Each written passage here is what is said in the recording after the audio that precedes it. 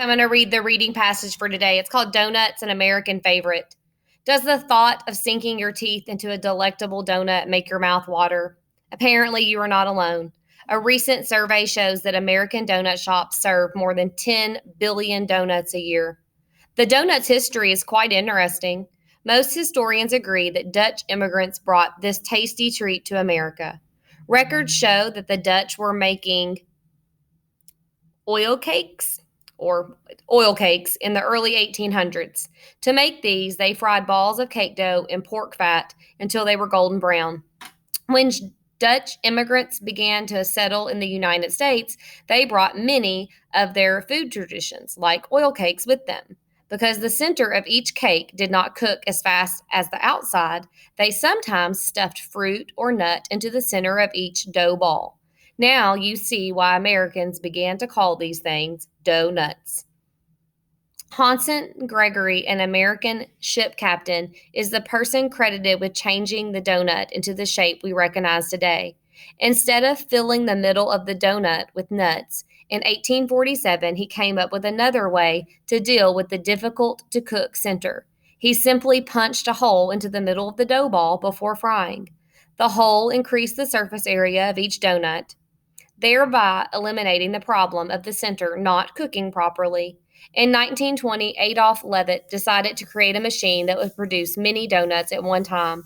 His first 11 attempts did not work, but his 12th attempt was a success. The machine dropped the dough rings into a vat of fat, flipped them, and pushed them out when done. He called it the wonderful, almost human automatic donut machine. People came to his New York City bakery just to watch the machine at work. Donut popularity went through the roof. By the 1934 World's Fair in Chicago, donuts were billed as the food hit of the century of progress. More than 100 years have passed since donuts have become an American favorite. It certainly doesn't appear as though America's love affair with donuts will end anytime soon. So, fiction or nonfiction, make a selection, and then main idea. Which statement best reflects the main idea? Removing the middle part of the dough is unnecessary. Donuts were named after their two main ingredients, dough and nuts. Although donuts have changed in flavor and shape since they were first brought to America, they continue to be a popular treat. Adolf Levitt changed how donuts were made. Cause and effects.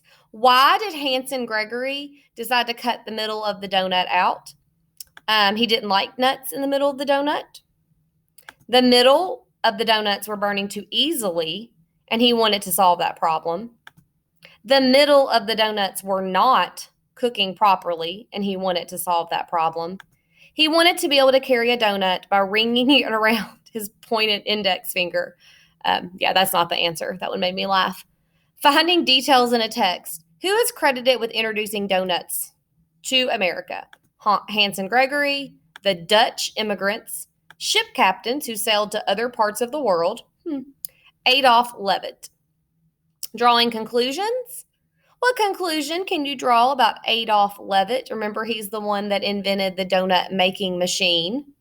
He is extremely lazy, innovative, and determined. Remember, it took him 12 tries. Shy and cautious, or a good sense of humor. Which of these words contain a suffix that means characterized by? Simply, tradition, bakery, or tasty? And then what does the word credit mean in this passage? Credit can mean like we give you a grade, but if we give you credit for doing something, is that to publicly acknowledge that you did it, to give you a grade, to give you money to spend, or to operate a donut machine? I really like the story, if you're still listening, because Everly is devastated that Burke's Bakery is not open. So that's what I was thinking about the whole time, because she loves donut holes from Burke's. So if anything, right now at my house, we are waiting on Burke's Bakery to open up so that Everly can have donut holes. Have a good day.